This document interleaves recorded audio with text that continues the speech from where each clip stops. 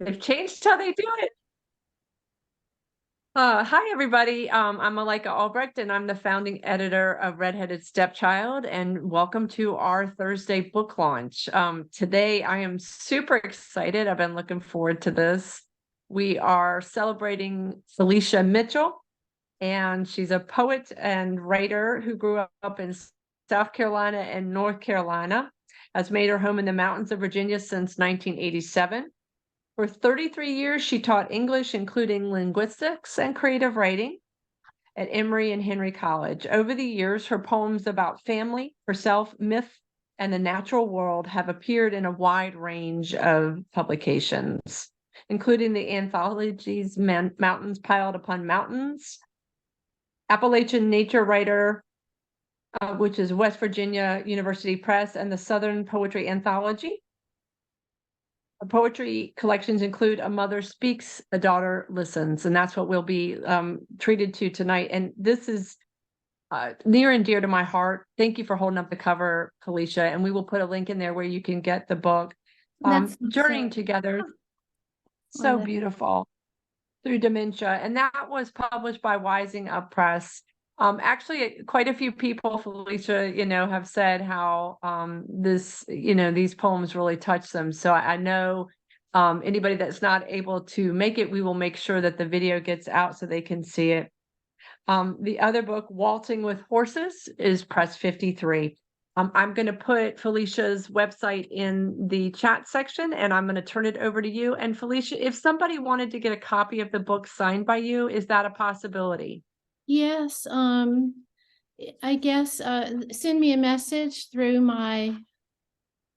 the contact on my website or through the Emory and Henry email address, which is widely available and published online. Yeah, so you could email me at Emory and Henry or use the contact form. Yeah, I could work that out easily. So here I am. So,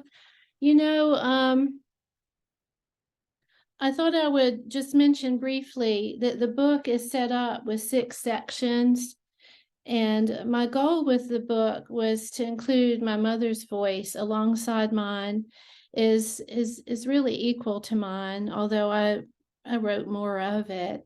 And so the first section gives some context for who she is before the dementia. The second section is in her voice, and it's composed of letters, and there are poems that I created out of letters that she sent to me, and also what I would call not really oral history, but at a certain point when someone has dementia, you write down every word this person says in order to gauge when it's time to do what you need to do to keep going. Anyway, I wrote down, I kept voluminous journals, and my mother also loved to write letters. So, and then the next section is early days in the nursing home. Early days with the dementia, and then moving into the nursing home.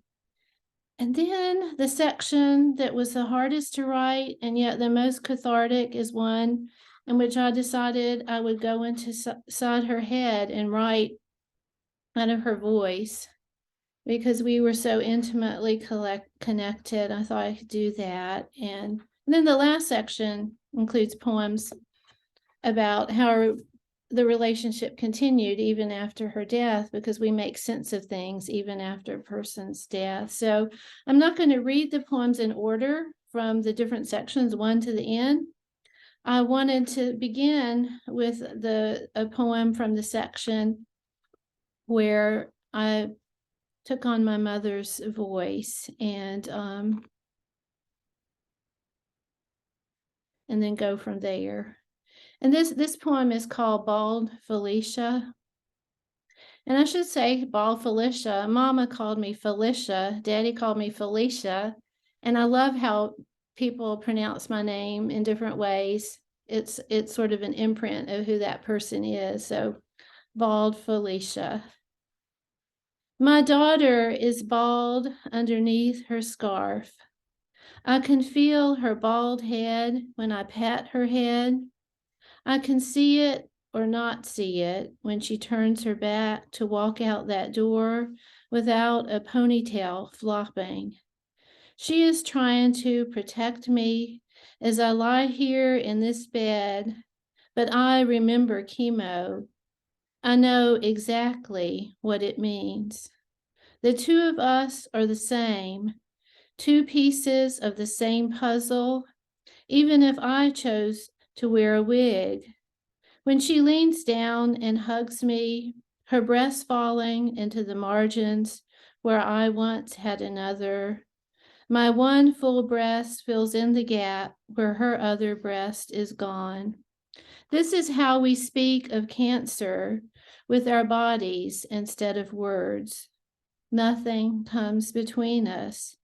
It is as if we make each other whole again, as whole as a full head of hair or a healthy body. Letting go of these last hugs is teaching me how strong she is and teaching my daughter how to let go of me when I go. So I'll begin with that poem. And interrupt me at any time. I like interruptions. If you want to ask a question before I move on to the next one, you're welcome to, although you're probably chatting away. So that's Mama. And now I'm going to backtrack to the time when I visited her when she was in chemo long, long ago, the first time. And this is a poem to give you a bit of the spirit of who she is. And it is, now I had it all together. Here it is. It's called Round and Round. I went down to visit my parents. Anyway, during the blizzard of 93, you all remember the blizzard of 93? So I was kind of stuck down there and feeling that I couldn't go home. I wanted to go home, although I needed to be home with them for a little bit. Round and round. I took my toddler to Sims Park. One day I felt overwhelmed by a simple family visit. I wanted to leave South Carolina, our visit lasting too long, a blizzard blocking the road home. Sitting on the bench as my son played, I thought of my mother's cancer and chemotherapy treatments I would not understand until I went through my own. I thought of my father, his Parkinson's disease starting to show more signs. I thought of my mother, her dementia emergent even then. Both of my parents were overwhelmed as much as I was overwhelmed, but they had each other and they had their children. Now and then, my young son looked over, making sure I was still on the bench, his guardian there in an urban park where I too had once played. When he saw me burst into tears the day I felt overwhelmed, he ran over and took me by the hand to drag me onto the playground. With his 2-year-old arms, my son spun me on the merry-go-round until I was laughing again. Like him, my life is open to wonder as the road to Virginia was to melting snow. That's my son.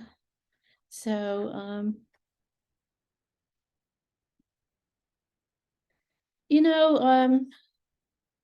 there are a lot of poems in here that are kind of heavy, and I might read one, but I'm going to read you one with a sense of humor right now.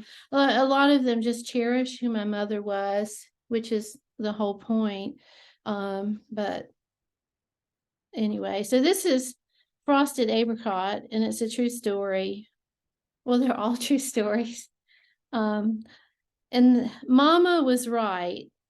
The color is good on me, though now, 16 years later, it feels a little stale. Why did I wait so long to try the lipstick? Why did I just look and shrug and dismiss another suggestion to try to fix myself up? She told me I had so much more to work with than she did. She never believed. She never believed she was beautiful. She thought I was or could be with just the right shade of lipstick. Today, cleaning my drawers, I can wear the lipstick. It looks good with my white hair. I wish Mama could see me, or maybe she does, maybe even now, even after death, she knows she was right. So we didn't have too many conflicts over our life. Any I had were mostly in my head where they resided. I mean, you always have conflicts, but makeup was one. I didn't, it's the 70s. But and well, here's a brief segue. So when she was first in cancer treatment, I picked her up once at a Look Good, Feel Better event, which is a program for cancer patients and other people who need to fix themselves up to feel healthy. And it was the first time makeup made sense to me to be at the very end of that. And after that, I was okay. And as you can see, I'm wearing lipstick tonight. And when I was teaching, there were certain days I had to put on like red lipstick, so I would feel very powerful. But there's that poem. And here is a sweet poem, which has one of her words. I have her words woven throughout. It's called Love is Strange. Truth is stranger than fiction, or at least a little more cliched when you come right down to it and consider how the last word my mother ever wrote in a steady, schoolgirlish hand was love, even if she did copy it letter by letter from a note I left on an art pad with a sappy flower drawn like something a kid would draw for her mother. Which is what I was, I guess, a kid drawing for her mother, shaping each petal into a balloon in some off-kilter crayon color, as if I was not over 50 and my mother almost 90. The wing petals on my flower make it look as if anything can fly. Now, so much of my relationship with Mama when she was in the nursing home by the time she needed 24-hour care was to make life magical. And that involved whatever would seem to work, like these little art activities and children's books that she liked. She still had opinions, some she didn't, but and videos and music. Okay. So now I'm going to read one that has her words in it. The longer ones might be easier for you to read on the page than for me to read, but this one is has some of her words. And I've never read it out loud except to myself, so bear with me. When you look at it, is it backwards, or do you see it on the screen? Is it backwards anyway? It's readable. Oh, it Yeah, is. no, it's not. Yeah. Oh, Yeah, good. So role you play can with see. Bear. So You can see what it yep. looks like. Role play with Bear. Yeah. So section 1 is all words from Mama. So I didn't just keep journals before she went into the nursing home. When she was there, I wrote down lots of everything she said, and I still find little pieces of paper while I have this cryptic message or that I wrote down. 1. Ava pupa, frava frava frequa, Kent Owen. Squeak. There's never take, put it anywhere, ha ha. Squeak, squeak, squeak. 2. What's he doing? I ask, pointing to her orange bear. He just waiting, she answers, looking at the bear in her lap. Really, she says, he just waiting, she answers, looking at the bear in her lap, dropping her G the way I do, the way we both have always done. Despite everything, my mother has not forgotten how hard consonants can be or how soft vowels can make everything from bears to bad news bearable. She just waiting too. That's there's that. And so I thought I would read. I said I'd read a heavy poem. So, and it's a short, heavy poem, and then I will close with a really positive lesson learned. This is called Birthday. And it's interesting to me to see this poem because I wrote about this in my journal. I took pictures, and there were just multiple ways of processing my 55th birthday. So, no, it wasn't my 55th. Anyway, it was one of my birthdays. It was my 55th. Anyway, birthday. Mama put the daisy in her mouth and began to chew it whole. So I held her out my hand to her in that universal gesture of mother to child or child to mother, and she spit it out, petal by petal, while I stared at her eyes instead of at the palm of my hand, mesmerized by her confusion. Earlier, I had taken a photo of it as she held it, this white daisy, thinking I might need a snapshot to remember this afternoon. It was my birthday. I was sharing a daisy and a piece of cake, but the cake went untouched the way happy birthday went unspoken. And I sang to myself in the car as I drove home later, my hand still wet with my mother's bitter spit. Now, that was a precious day. Those are Mama's hands. She wouldn't have wanted me to put her. Anyway, that's Mama's hands. And do you see how she's bundled up in a hospital? Sort of.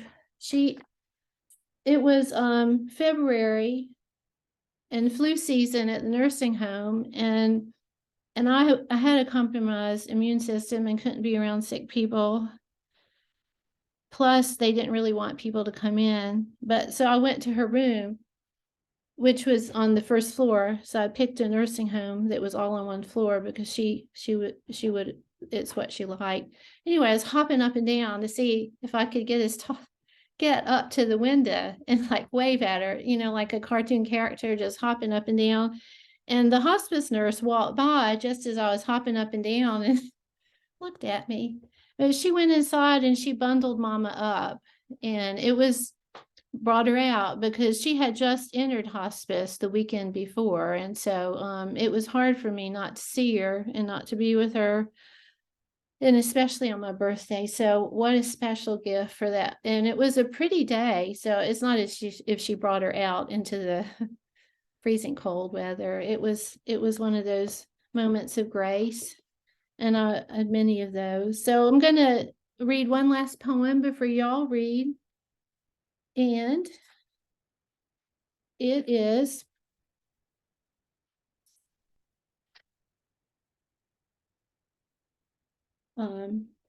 so here's a preface to that. You all know about the gentle art of Swedish death cleaning and that sort of movement in that very sweet and wonderful book. And but I think even before that book came out and generations ago and hundreds of years and for all of time, this is what people do, especially women, who are often the ones who end up cleaning, have been doing. So Mama did it, perhaps because she had dementia. Her house she got quite in order, and I've been working on getting order. But anyway, this is my way of getting in order. And there's some things I have of hers I haven't let go of, but and won't. But anyway, this is called Threads, and it begins with an epigraph from Matthew 19. Do not store up for yourselves treasures on earth where moths and vermin destroy.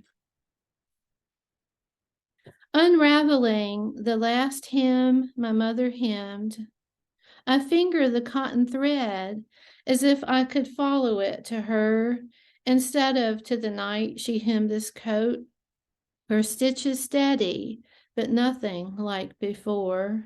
Nothing like stitches in the petticoat of my first dress. I have this first Easter dress and little more. If I had thought she would be gone one day, I would have saved everything my mother ever stitched instead of this store-bought coat with her last clumsy hem.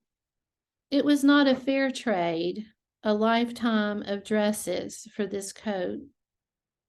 I think of my mother the last night in her home, sitting in her chair by the last lamp she would own, pulling white thread through gray wool to hem a coat too large for her by all degrees, bought off the rack by her son to keep her warm on her last trip, her trip to me. For 10 years, I have kept her coat in a chest, pulling it out each autumn to finger the hem, unable to let loose a coat too large for me to wear. But now, today, I am letting go, forgetting the hem and folding the coat as I think of how warm it will be for somebody who would love to be warmer. I know this is exactly what my mother wants, so I hang the coat up to shake out the wrinkles, then wind the thread I pulled from the hem, knots and all, to tuck the talisman under a tuft of white hair I keep in a porcelain bowl on the mantel next to my favorite picture of my son. So that's threads. And Kind of speechless. That was just so moving, all of it. If people want to unmute, we can just take a moment to say, Felicia, holy smokes, thank you so much for letting us in and sharing those beautiful thank poems. you. So thank you. And there's Mama. She's beautiful. Oh, yes, thank you. And for But sharing people think that's pictures. me. That's my brother John. There's a poem about him That's in what I was this. going to ask you was that, yeah, I was a what blonde was the other baby. picture? This one is Mama looking through. When I would leave, she would go watch me leave and wave at me. But there were also cats that would come to the store. She was a cat magnet. And so the cats would come on the front porch where she would go until she was frightened of the outdoors and didn't go outside anymore, but they would let her go out.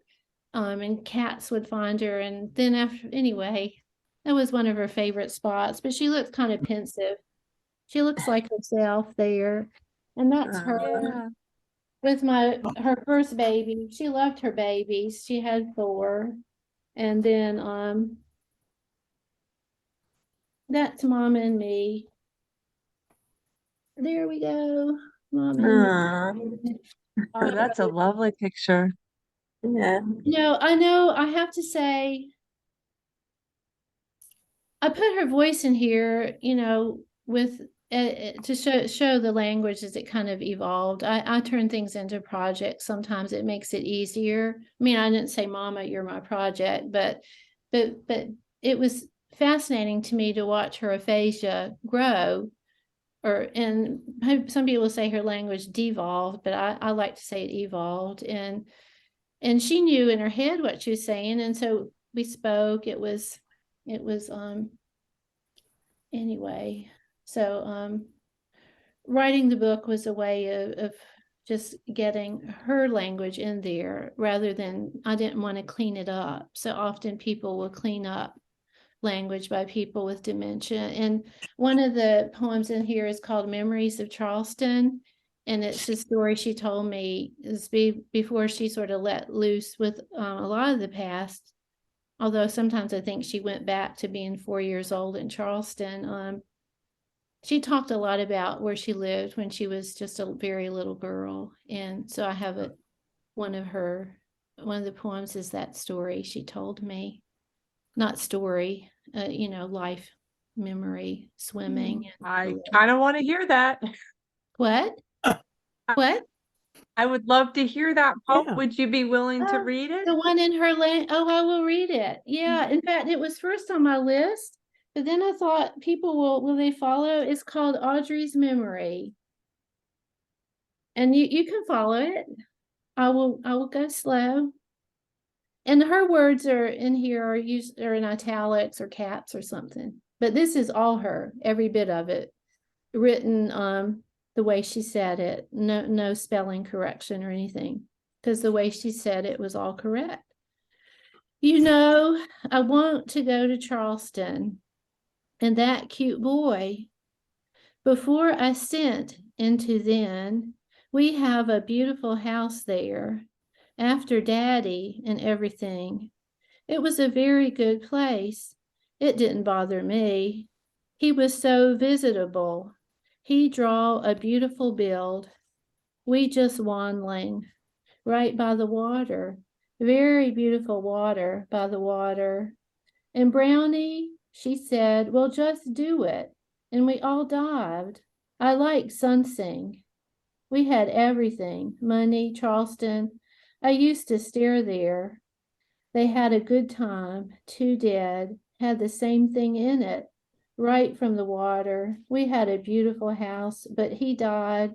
It was a big, big, big house and was so beautiful where we did. Oh, I loved it. I can't get out and go, but to see it.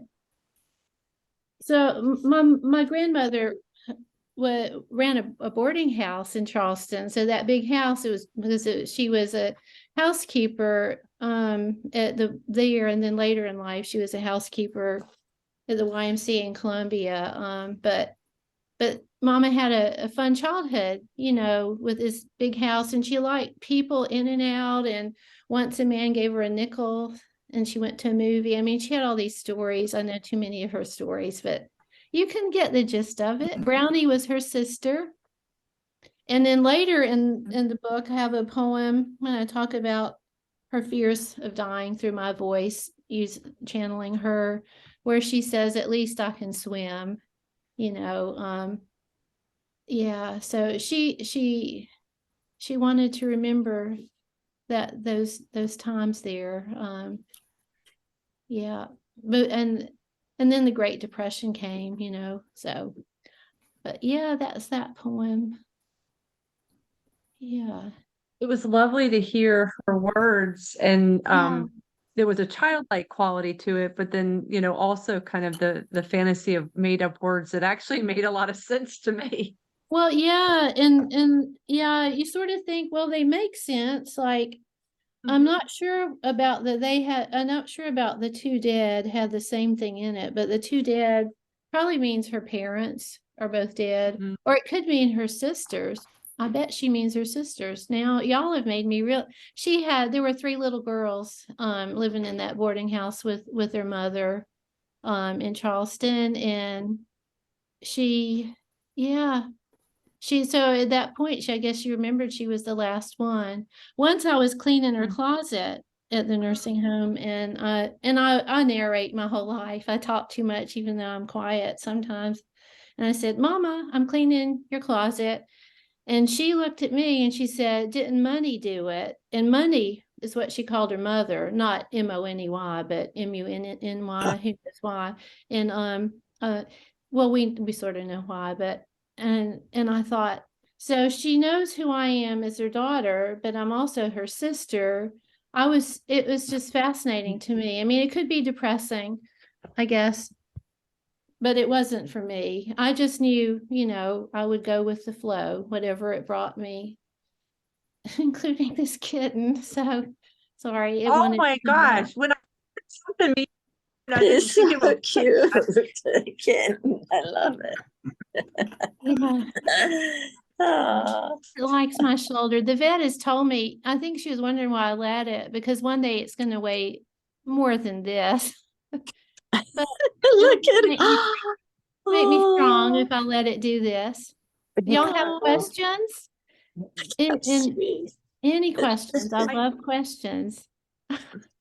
She's Deborah. gonna go to sleep Yeah, there. it's not a question so much as a comment. How I'm just so moved by your sharing these intimate stories. And the first book of poems that I read, actually, Malaika, were yours, about your mother's dementia. Yeah. She had it early, and I remember reading and hearing you read them, how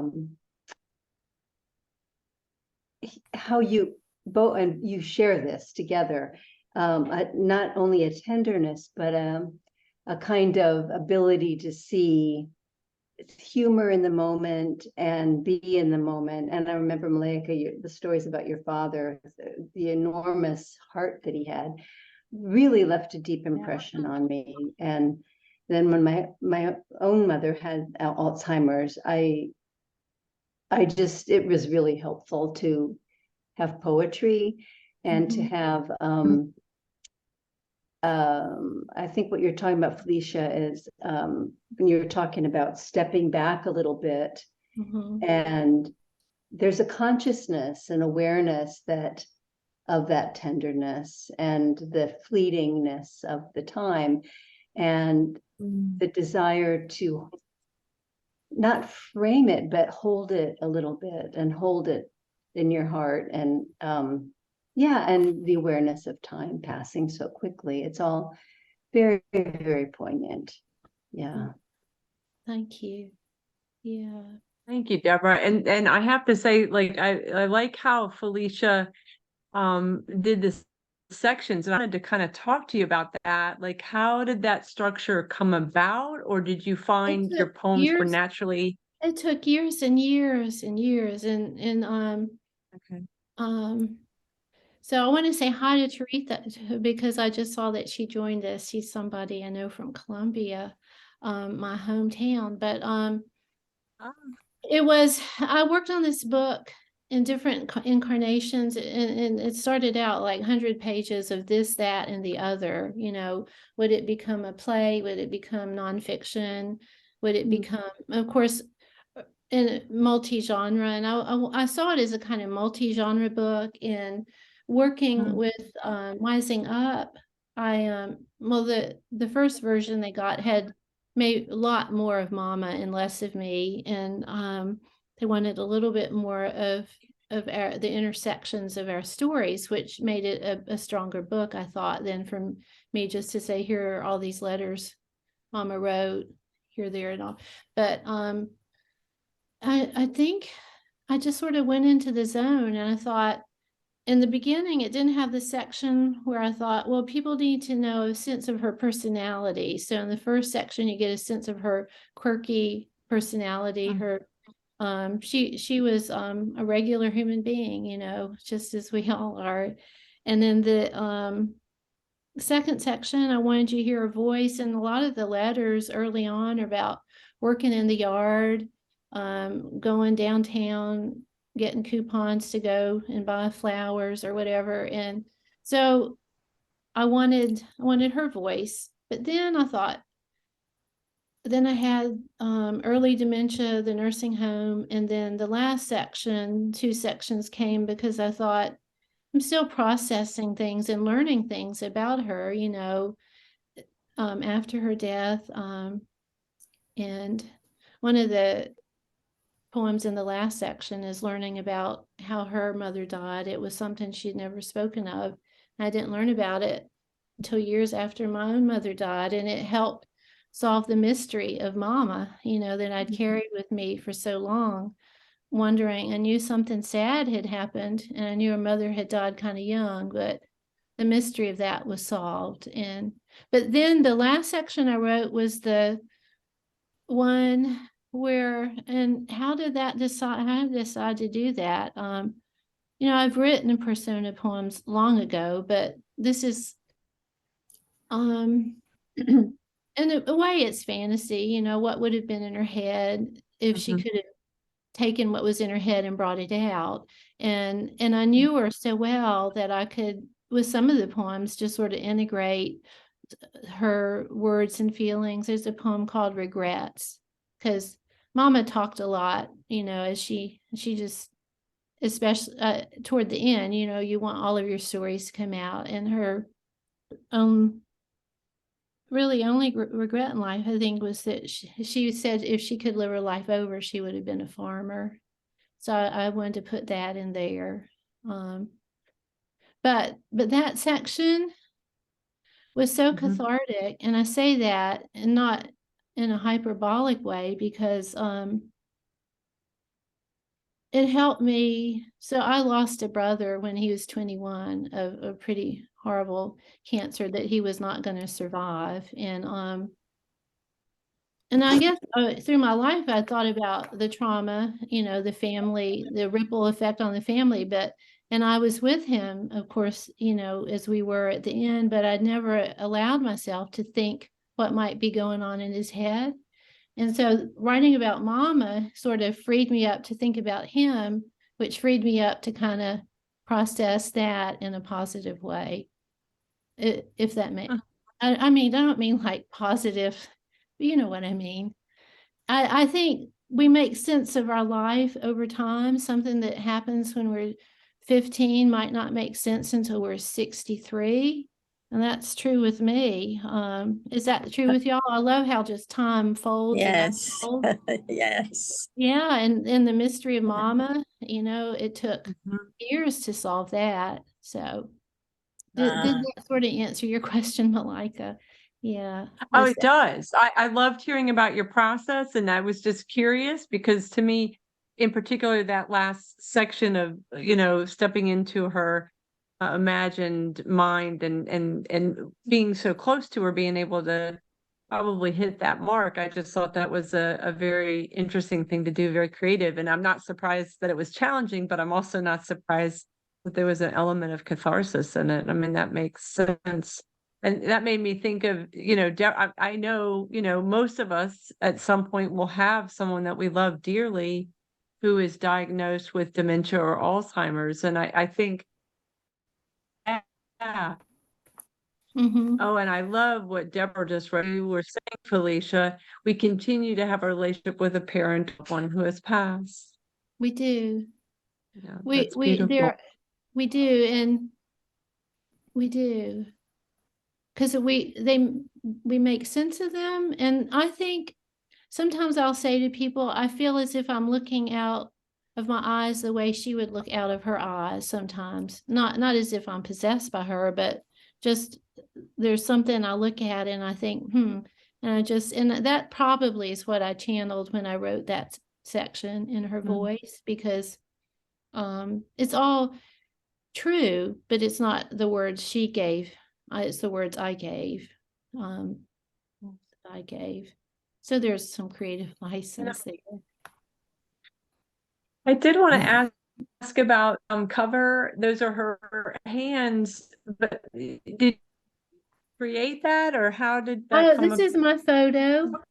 So on my birthday, on my 55th birthday, and there I was on the sunny porch, Mama all wrapped up in this, because she had been in the hospital not too long before, right before she entered hospice. She just wound down. She was almost 90. She had a very sweet last few months, and what might have been a week for her turned into 3 months. And maybe for other, because she's so robust in certain ways. And also people thought she was afraid to leave me because I was sick. So one of the poems in the section is about the talk. So different people had the talk with her, like it's okay to let go. For example, that poem talks about my friend Denise talking to her about how it's okay to go on to heaven. And I talk about when I had the talk, all the kitty cats she would see from all the cats she had her whole entire life. But anyway, a cat-filled heaven. Cat-filled, Mama would have a cat-filled heaven. But yeah. So now I find it interesting that you have a cat on your shoulder. Well, I'm sorry. It is kind of funny. Well, what can I say? Yes. This is an accidental cat. I was going to get no more cats. I was done with them. I have another one out there, and he was going to be it, but sometimes they just decide to live with you. Yeah. I was gonna say it's a little bit like how cats just find you. I think I heard that So here, look at conversation. this. You Yes. see these That's kitties? awesome. You see this stationery? This is Mama's writing. This is a note she wrote. So I have all these. I wish I'd saved every single letter, but this is a letter she wrote my cousin Leslie. Dear Leslie, this is a copy of an old picture of my mother and Uncle Boyd sitting on Mama and Papa's laps. And then she names them. Papa was a fine-looking man. Anyway, she goes on. She wrote so many letters, and one of the poems in the book is one she wrote to my friend Gail, to thank her for flowers when Daddy passed away. But it wasn't just a thank you for the flowers. It was a long story of her love for Daddy and how they fell in love. So Gail sent that to me. Yeah. How they fell in love. I love everything about that. Anybody have any questions or comments that you want to make? Feel free to unmute and jump in how we are here. I'm not And if not, you really Well, appreciate your goodness and the stories. I love that. yeah, I love how you did the poem with her words that she spoke that maybe to some people wouldn't make sense, but I like what you said about the evolving language instead of devolving. Yeah, I think that is just the way I look at things. You know, we can't go back. You can't rewind and Right. not have dementia. You have to find a way to enter a new space with the person. And I had this insight the other day. I was talking to a friend about, you know, the childhood imagination and how my mama was just sort of open to my imagination in such a way that I think that prepared me to enter into an imaginative world with her later in life. Because she would, you know, I had this sense of imagination and play, and also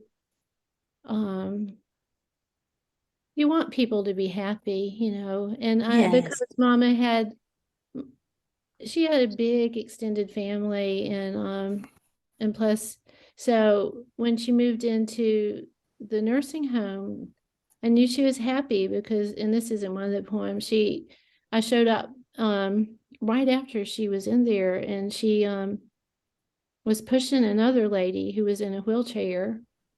And she looked at me with the biggest smile you ever saw and said, "This is a big house."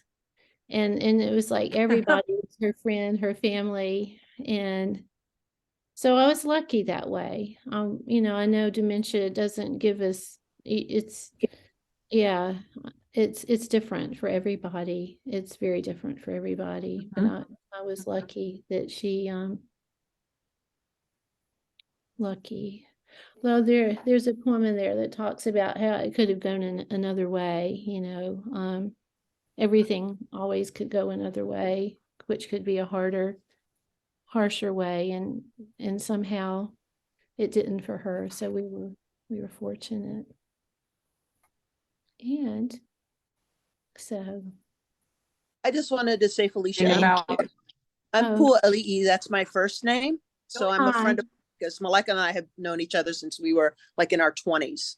So, wow. but Right. yeah, so we're family after all this time. But I wanted to tell you that it was so important for me to hear what you were saying. My most loved relative, she died last year in November. She was 101 years old. She's my grandmother. I'm so sorry. And I'm not sorry about it. You know, it's just the way of the world. It's the way, yeah, people, yeah, life goes on. Yeah. It's the cycle of life. So what I thought was so beautiful and humbling for me is to be in company of people who have transitioned people that they love. Mhm. And because this is so new, because it won't be until November. Oh, it is new. Yeah. Yeah, very. So, but it was really beautiful because I started feeling these flecks of her, and Yeah. I do all the time anyway, but it was just different to be able to have an area, a place of vulnerability and safety to really start to unpack some of that in a different way with other people, Mhm. And even you though you don't will. know. Yeah. Yeah. Yeah, you So will. thank you for what you wrote. It was Thank you. just beautiful, beautiful. Mhm. Mhm. Thank you. My sense is we will head towards open mic if Mike, yeah. let's just I have and if you need the recording paused, please let me know. I'll happily do so. And actually, Christy, I'm glad you said something because I'll pause it now because I'm coming to you. Down near Columbia. My mother is down at Wellmore, down in skilled nursing down near Columbia, and she has dementia. So your reading was just phenomenal and very healing. Thank you. My dad died. This is before my mother's dementia became apparent, that I wrote this poem. And now I would be more likely to walk with her than to try to change her. But at this point in the journey, I was wishing and hoping that things would get better and she would be happy. After my father died, my mother began to lose things, her Sam's card, her wedding ring, keys, and this poem was published by Snapdragon, the Journal for Art and Healing. The title is simply Mother. Mother. She talks herself into sadness, spits out words like watermelon seeds. All my friends are dead. I am all alone. She is beside herself. In her house, everything is broken and remote. Loneliness becomes a comfortable repetition. In her hunger for mail, she makes donations, answers every phone call, expecting someone. There is not a light in the house bright enough to find what was lost. Every day is ordinary as Saturday. I want her to move past this chain link fence. I want her voice to rise in laughter. I want her to sit next to herself like an old friend, share good news, taste the honey in her tea.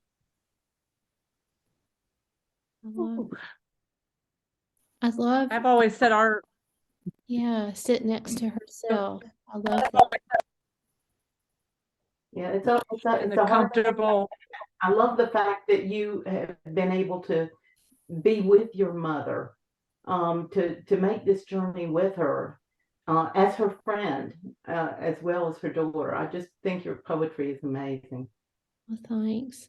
Well, it takes a village. I have two brothers, but when it was time for this, I was the one who was we brought her up near me, because I could be with her, just about every day. And when I went out of town, I had a friend who would go and visit with her. So I just wanted that.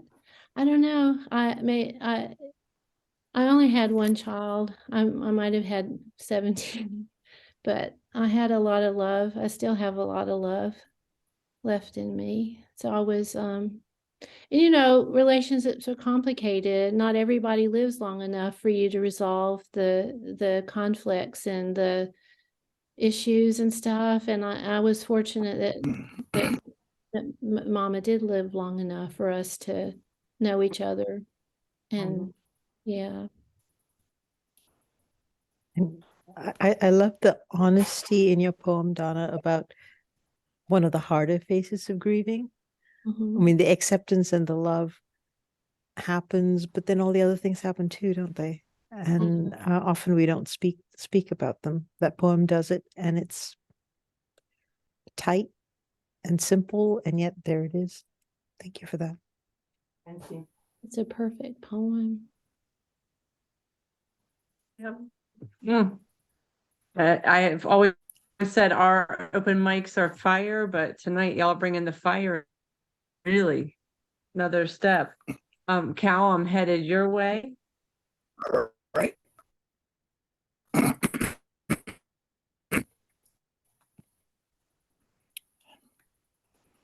Okay, can you hear me?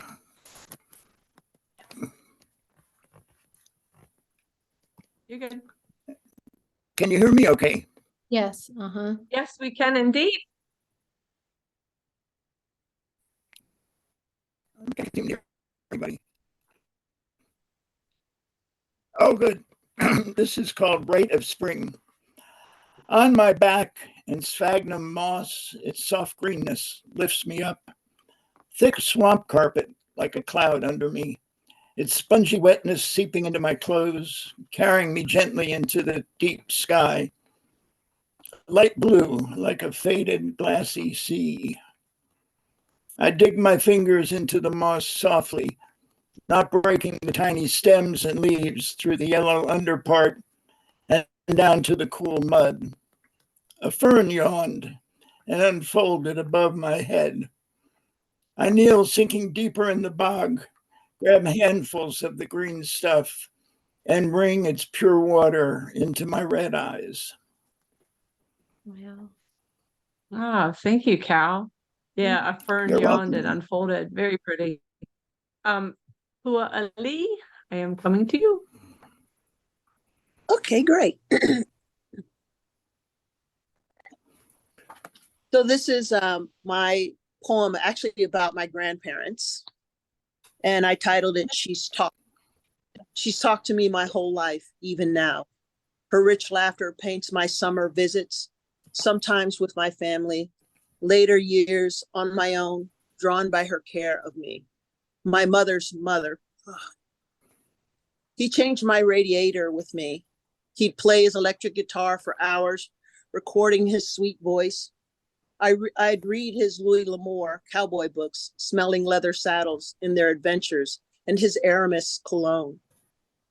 At their funerals, 36 years apart, a tingle of the universe left me open to the doorways I've walked through. I couldn't bear the loss of him, so I put my gold Hawaiian heirloom heart in his suit pocket to remember me. I read a poem at his funeral that I had written at 21. Actually, I was 21 when it happened. She left last year. I was honored to meet her.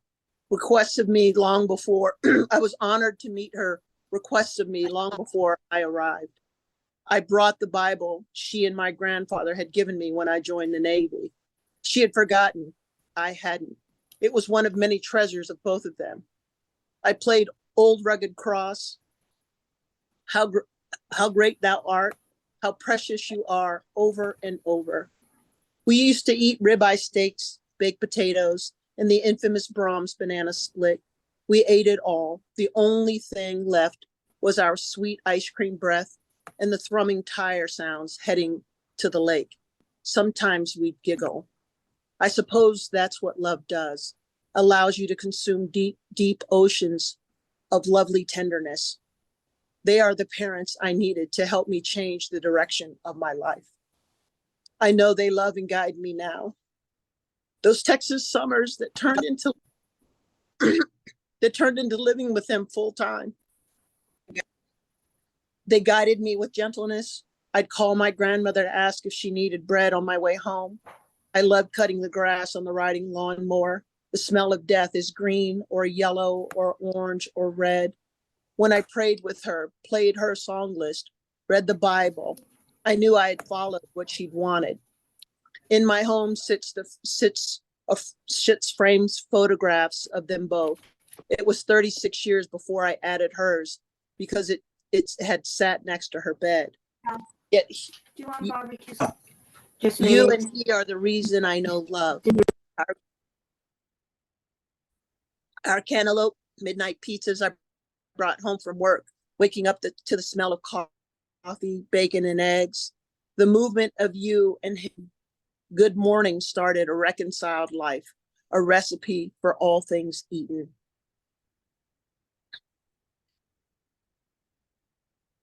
Wow. There's a bunch of comments in the chat section. I don't want you to miss them, Pua Ali. They're Thank you. gorgeous. There were so many things in there, just beautiful. Felicia, you said something? I said that was beautiful. That's a beautiful poem. I could just, there's so much in there. The relationships Thank you. Thank you. are so present in the poem. Just gorgeous. And since in there was so many things coming to you. And then I have Shamala and Deborah. Thank you.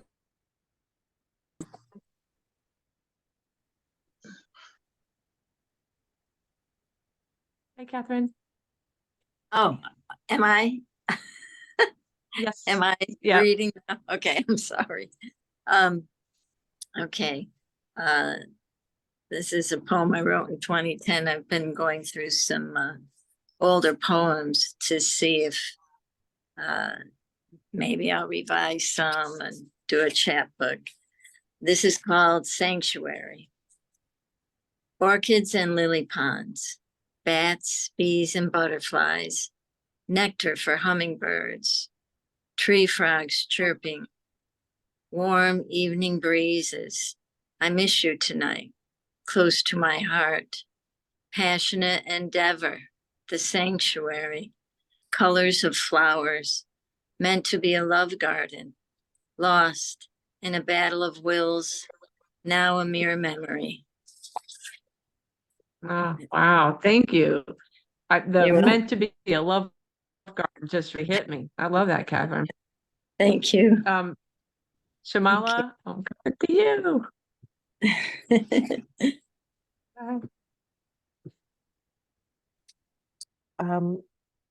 I guess I'm on a somewhat similar subject to Catherine's, which is, serendipity or something.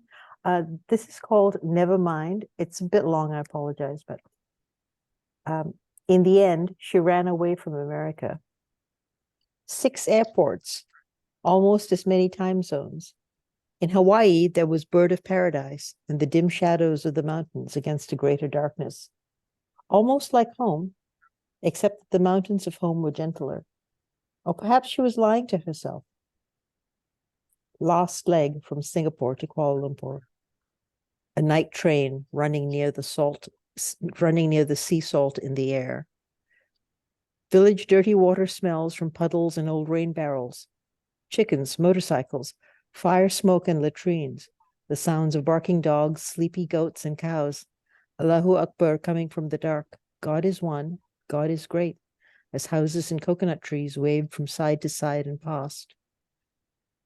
On reaching home, her eldest auntie said, "It's a very sad thing you've done, huh?" Ladies sat in a circle of never mind and grunts of satisfaction. She had failed as she had been expected to fail. Who did she think she was? Every house had a doorstep. Every marriage had flaws. Back to America. Falling leaves whispering outside her window. Sirens screaming intermittently. She smelled wet wool, washed pure and clean as she no longer was. She wasn't alive, so she couldn't be dying. Why the sirens? She glanced at her finger. One ring, relic of lost life. Dark blue, a star sapphire surrounded by diamonds. She'd paid for it herself. Everything else was gone. She kissed it slowly, saw autumn evening blackness closing in. Never mind. That's what they said in Malaysia. Never mind. That's it. Thank you. Whew. Again, thank you. We are on fire. And it's interesting. I'm starting to feel like a lot of this work is talking to each other. it's something about the tactile and the very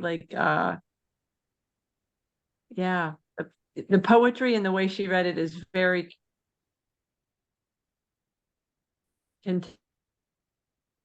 contemplative. I got a lot of comments going out. Just what I love that poem. Deborah, you are our final reader, and heading to you. Okay. Am I muted? No. Nope, you're good. Sorry, I was finishing a note in the chat. Sorry. I'm not muted, am I? Okay. Yeah, well, I was going to read something very different, but I really do feel called from the conversations today to read this one. It's called Visiting My Mother at Meadows. How restless she is among the fallen, how cloying the air here. Her first words always, "Are we going somewhere?" Driving her through the country, heavy clouds erasing the last cirrus traces, I point out the combines cutting stalks of late corn, crows all in uproar, bronzing leaves whipped by wind, pumpkins stranded in a black soil. Hoping she'll remember her family's farm, or at least breathe deeply. But she keeps repeating, "Let's go back before it rains." Fingering the beads of my bracelet, I remind myself of what she still can do: dress herself, walk unaided, play dominoes. When she says, "I'm lucky you're here," is her love just for me, or is this a kindness she offers to anyone? Why should it matter? My mother, a bodhisattva, detached from memory and future worries. I am in my room, she writes in her notebook. I want to see my name penciled there in her loopy handwriting, still unchanged. Thank you. That's so beautiful. Holy smoke. I want to see my name mentioned there. That's going to haunt me for a while. There's something about handwriting, and Felicia, when you showed your mother's postcard, I remember when my father's mother died, she left a little note, a handwritten note about who was getting, of her daughters were getting certain, one item each. And my father, who's very stoic, I've only seen him cry twice in his life. When he saw her handwriting, he burst into tears. Yeah. It's just that, yeah, that touch, right? Right. Yeah. Shamal, I love what you wrote here, haunting and yet healing perspective. And I think that is really that combo is so striking and powerful. Thank you. And the vulnerability to write so close, like everybody did with what they shared tonight. I just really want to point out, everybody took big risks. And Felicia, I think you set the tone for that today. Yeah. Yeah. The readings tonight were very redemptive, is what Donna wrote. Thanks to everybody who read. Hello, this is Teresa. Oh, Teresa, are you going to read a poem? I wanted to read one. I wrote A Mother's Love and I cannot find it. I'm on my phone and I thought I may have had it there, but maybe next time I'll share it. Maybe next time. Yeah. I was going to say, I hope you'll come back and please do read it. You could read it. That would be lovely. Okay, just keep me in the loop and I will definitely read it the next time. Okie doke. Yeah, read it next time. That would be great. And I wanted to say that I really enjoyed everyone's work. I really did. It was so, it was just my heart. It got to my heart. I'll put it that way. So you all of you did a wonderful job. And thank you, Felicia, for reading yours. I really enjoyed it. Thank you, Teresa. I think poor Ali was particularly brave to read something about such a recent bereavement Mhm. that it takes so long to process. So thank you for bringing that. Thank you for that. Yeah. You're welcome. Well, thank you all for being here. Another fabulous Thursday. And Felicia, thank you so much for. Thank you I'm so so glad much. you were to come here. I was really looking forward to celebrating with you. Thank you. Y'all All right, take everybody. Both available on Amazon. Thank you very It much. is, you so and much. it is available on Amazon. Okay. Yeah. Good. And you can also reach out to Felicia on her website that's in the chat section if you want a signed copy. Yeah. Yeah, All right, definitely. guys, Thank be you. well. Thank you. you. All right. Bye. Great. Thank you so Goodbye. much.